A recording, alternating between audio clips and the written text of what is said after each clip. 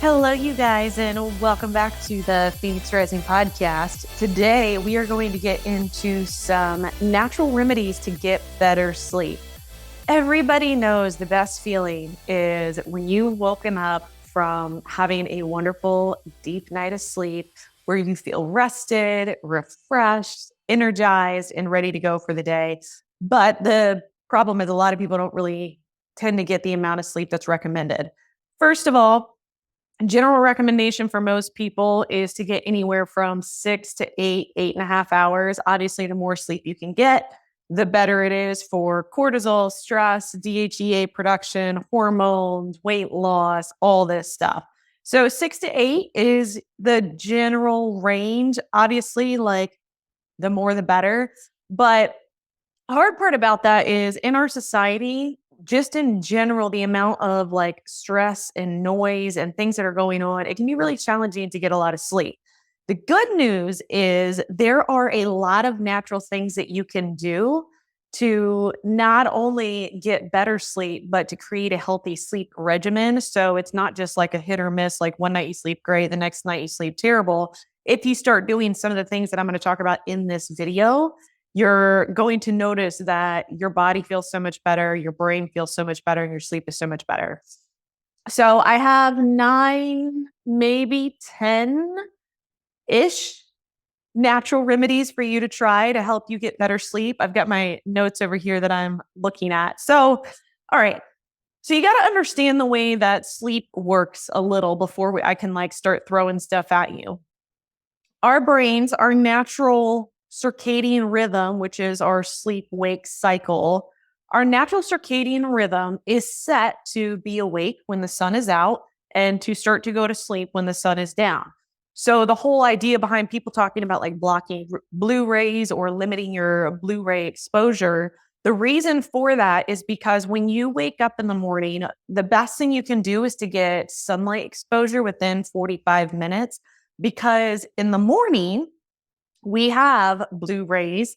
When your eyes hit the sun and it's taking in all the rays from that morning light, it's amazing. It's actually signaling to your brain through the rays hitting your eyes to produce serotonin and cortisol to wake up. So if you can wake up, eat breakfast, or do whatever you need to do within like 45 minutes, get outside. And you don't need a lot of time, but I mean, 10, 15 minutes, the rays from the sun in the morning will signal to your brain to produce serotonin and cortisol to wake you up and start the day. It's pretty amazing. At night, the same thing happens. So when we have the sun setting, the rays start to turn more amber, golden, yellowish. Those amber rays signal to the brain to produce melatonin. Melatonin is our sleep hormone. It is what helps us go to bed.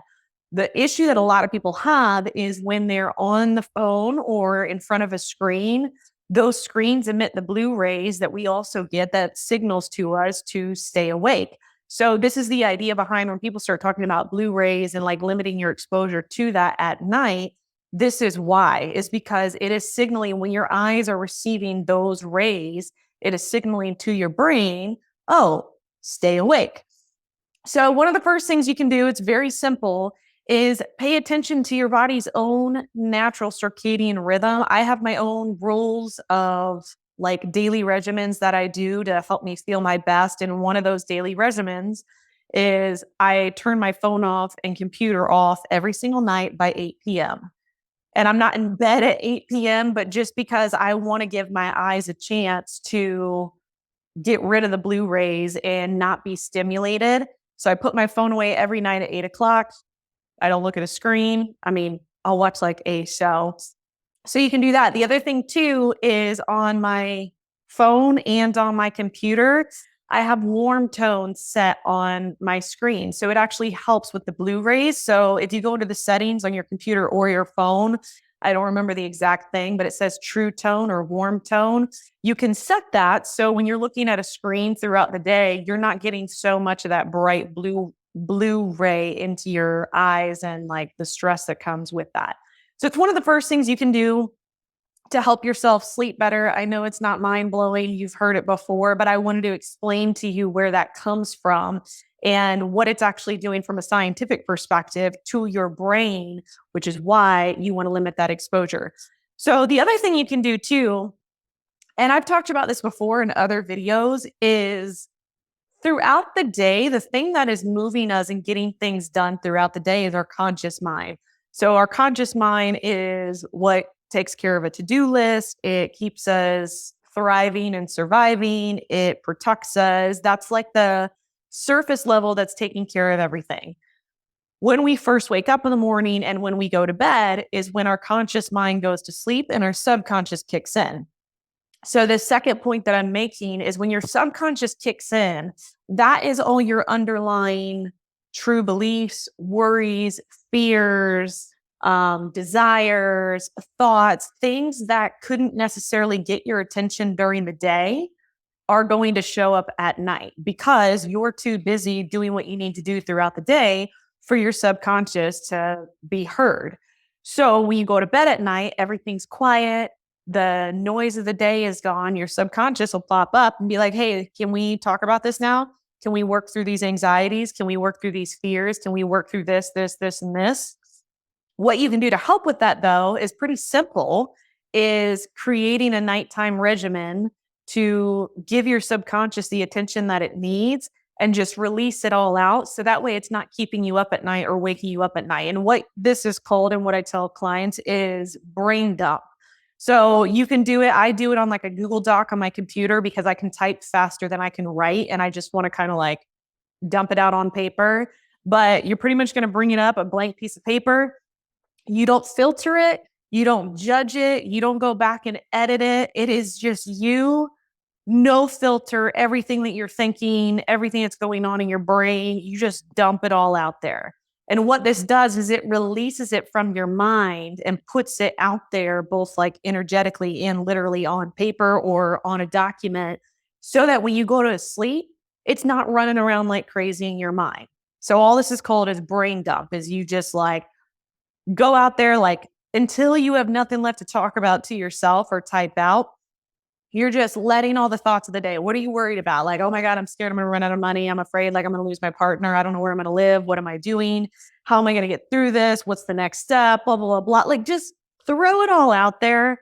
And then more than likely by the time you're done, you're going to feel a huge sense of release and like, okay, whew, now I can think a little more clearly. Now that all those anxieties and fears are out of the way, now I can think. So that's the second thing. Number one is limiting the blue ray time. Number two is brain dumping. The third thing on here is I actually have it over here. Magnesium glycinate. So the reason magnesium glycinate is so important is because a lot of sleep issues that people have or that restlessness is because they're deficient in magnesium. And if you've been listening to the podcast or any of the other videos, you've heard me talk about like magnesium, magnesium, magnesium, and it's because it's our calming mineral. It's also, though, we lose it every time we're stressed because our body dumps magnesium through our system to try and calm us down and regulate our nervous system. But if you are somebody who is regularly stressed or even good stress can also do it too. Your body's going to be depleted in magnesium and it's not going to have the proper minerals it needs to go to sleep at night. So magnesium glycinate specifically, you have a lot. There's magnesium aspartate, malate, oxide, citrate. They all do different things. Glycinate, though, is the one that has a little bit of a sedative effect and will calm you down and help you go to sleep. So there's a lot of different brands out there. I will put the link to the brand that I use. I like this brand because what you have to be careful of is when you buy magnesium, any kind of magnesium, you want to look at the ingredients because it should say underneath it where that magnesium is coming from. And a lot of times it's not super pure. So like this brand in particular, one serving is 600 milligrams of magnesium glycinate, which is pretty high, but it's coming from 3,000 milligrams of elemental magnesium, which is super important. So like most magnesium brands, when it says 200 milligrams, you're actually only getting like 50 because it's not coming from a super concentrated source.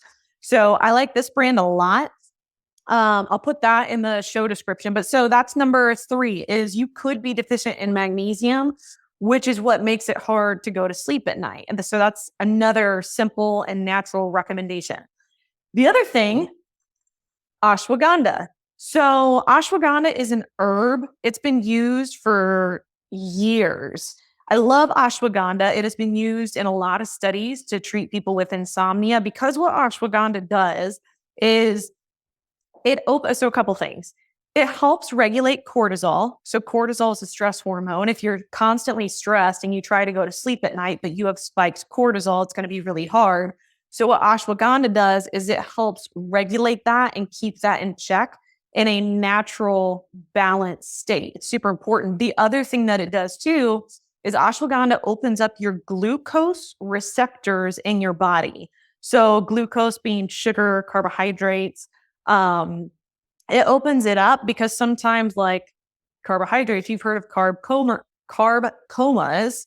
So ashwagandha opens that up. It allows your body to get more glucose, helps your central nervous system to calm down. And ashwagandha also is super important for treating your adrenals. Your adrenals sit on top of your kidneys and help regulate just all the stress and everything that's going on. I love ashwagandha. Sometimes everybody has different ways that they can handle it. I actually have to be careful with ashwagandha because it'll relax me too much. So sometimes if I take it at night, it puts me in such like a relaxed state that I have a hard time waking up in the morning. Other people, they don't feel the effects at all. But ashwagandha is a natural herb and it can really help you just downregulate cortisol, calm your central nervous system, and help you fall asleep. So another thing, number 4 that you can do, that's number 4, right? Yeah, that's number 4. I'm looking at my notes. Another thing that you can do, your nutrition. Nutrition is a huge thing. And I know that sounds so simple, but if you are underfueled, your body will actually go into a hypoglycemic state at night, keeping you awake because your body's like, hey, we need more food. Hey, like I can't go to sleep right now because I don't even have enough fuel in my body to go to sleep. And it's crazy because even people who have ever done like bodybuilding or competitive, they've done bodybuilding competitions or bikini competitions. And like everybody's trying to do this whole thing with like get super lean and shredded. When you drop under a certain caloric intake throughout the day, you will hear, well, maybe you won't on social media because a lot of people aren't being totally honest on social media. But if you ever talk to somebody who's being genuine and honest, they start having a hard time sleeping the closer they get to their competition because the body is so underfueled that it's hard for it to fall asleep because it will go into a hypoglycemic state.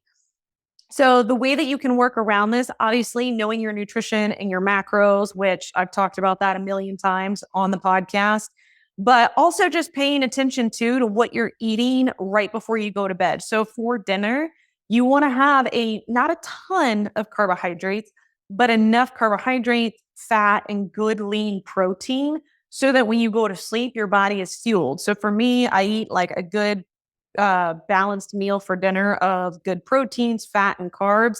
And then right around like 7:30, 8 o'clock, I'll eat a small snack of like 200 to 300 calories that also has protein, fat, and carbs so that I can sleep good throughout the night. So your nutrition is a huge thing. If you're underfueled, you go hypoglycemic, you're going to have a hard time falling asleep. Also, on the flip end of that, if you are eating too much and you are somebody that tends to have high blood sugar, you're eating just like all kinds of stuff that puts your blood sugar in this unregulated state of ups and downs, that can also cause issues before you go to bed because your body is so wired from glucose.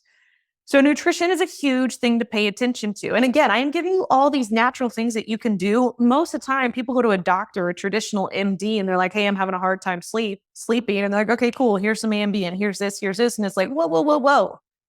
Before you go like popping prescriptions, let's take a look at like what's actually going on in the body, because more than likely there are some very natural remedies on how we can work through this.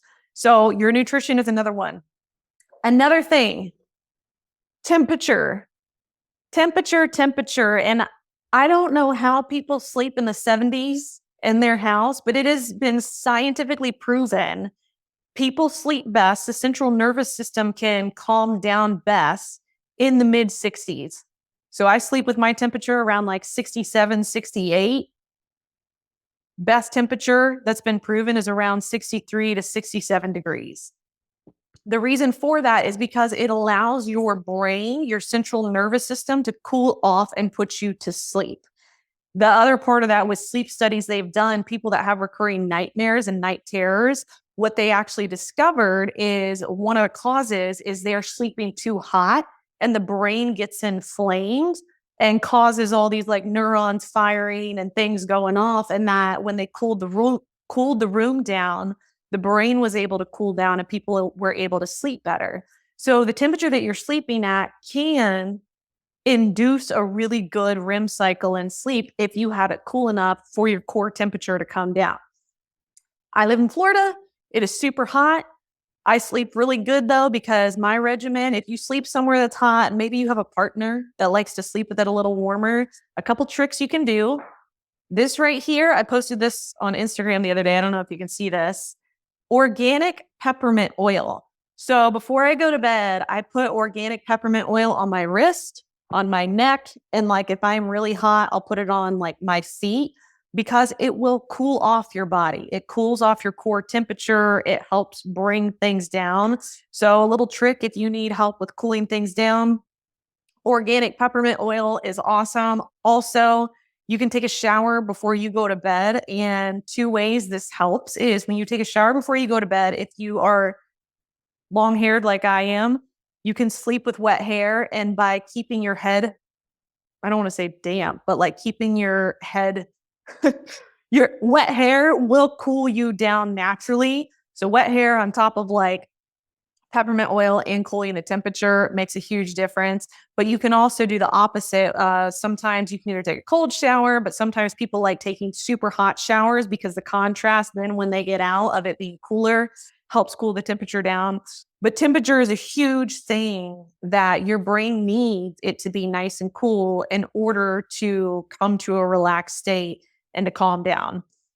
Another thing you can do to help with natural sleep is you can take melatonin. So melatonin, I use melatonin as a very last resort. And the reason for that is because it is like your body produces melatonin when you give it the right things it needs, like natural sunlight, you limit your screen time. But a small amount is not going to hurt you. I like this brand.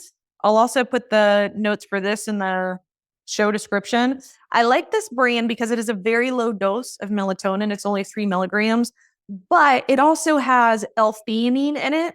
So L-theanine helps with anxiety and thoughts and like just an anxious brain. L-theanine is a natural amino acid that just helps your brain calm down. So I like it because it has a little bit of L-theanine. It's also got some herbs like chamomile, passion flower, and lemon balm, but it's a super low dose. It's only 3 milligrams. That's why I like it. Melatonin, the reason it's important is because it's also a natural antioxidant for our brain. There's a lot of different reasons like why you can be a little deficient in it that I've already explained. So as a last resort, I like using this a very, very low dose. A high dose is like 10 milligrams. Like 8 to 10 milligrams is a lot and it's going to leave you super groggy. This is only 3. Some brands you can get it as low as 1. What you might want to do if you decide to try melatonin is work with like half the dose, see how you feel in the morning. If you feel groggy, maybe it's too much, you might not need it. But that's a natural solution. The last natural solution that I have that works really, really well, I actually don't have any with me, but it's another herb. It's called valerian root. So I like valerian root because it does have a calming effect, but not in the sense that it's going to make you like super tired or sleepy. Valerian root works more again on the brain. So if you have all these thoughts running through your mind and you're having a hard time, like you're not necessarily like anxious, but you're like, God, my brain is just like going nuts right now. Valerian root might be a really good option for you because it's a natural herb. It's non-addictive forming and you can take it and just like, oh, my brain is quiet. Now I can fall asleep. So those are my recommendations. There's a lot of things that you can do. I mean, gosh, sometimes it's like sleeping because of subconscious stuff. Sometimes it's sleeping because of the temperature. So the best thing to do, like anything in life, if you're trying to take care of your health, if you're trying to take care of your fitness, is to figure out a daily routine that works for you. So if you get in the habit, and like obviously like mindfulness and meditation is super important in all of this, because the more peace of mind you have, the easier it is going to be to fall asleep. So if you get in the routine, like I mentioned, my routine is my phone screens are off 8 o'clock. Like I don't even mean like they're just like face down. I mean like on the charger in another room, not even around me, because I know I'm going to sleep better. It's like a plus. If I have conversations close to bedtime, not conversations, but if I have like a super stimulating conversation close to bedtime, it's hard for my brain to shut down and for me to go to sleep. So I know that. I know that I need like an hour to an hour and a half of just like, all right, let me just totally like relax to get good sleep. But then, yeah, so that's my regimen here. Actually, I'll tell you exactly what I do. This is my exact regimen. I usually eat dinner. I'll take Bear out. I go for a walk sometime around like 7:30. I usually do brain dumping, not forever, just like 10-15 minutes of like, all right, is there anything that's like swirling around in my brain that I just need to get out so I can totally relax? I usually take a shower, go to bed with wet hair. I use peppermint oil to keep myself nice and cool, turn the temperature down to around 67, 68. And then by 8 o'clock, screens are off. And I mean, I take my magnesium glycinate at night. Sometimes if I feel like I need ashwagandha, I'll take ashwagandha. If I need valerian root, if I need super extra boost, I'll take the melatonin and L-theanine. But this has consistently given me like a solid 8.5 hours of sleep every single night, and the ability to wake up feeling fresh. It's a new day. I mean, there's a lot of things you can do too in regards to like going to bed with gratitude. Like as you're falling off to sleep, you can just like, as your eyes are closed, you're like, thank you for today. Thank you for this bed. Thank you for my home. Thank you for family, for friends, for love, for my health, for the ability to wake up to a new day. Like gratitude makes a huge difference too. But these are my top recommendations on natural ways you can get better sleep that your body's going to appreciate so much more, and it's going to help you just feel better throughout the day. So I hope this helped you. Like I said, everything that I mentioned, other than like brain dumping and Blu-rays and all that, I mean, that stuff I can't really share with you brands, because brain dumping, I just, piece of paper. But in regards to the magnesium, the ashwagandha, the sleep stuff, I will put all the brands that I prefer and that I use in the description so you can check them out for yourself. Yeah. Hope this helped you. Be sure to subscribe, as I am continuing to put more and more episodes out. If you have not listened to the other episodes about your nutrition and your macros, you can just check those out going back a couple.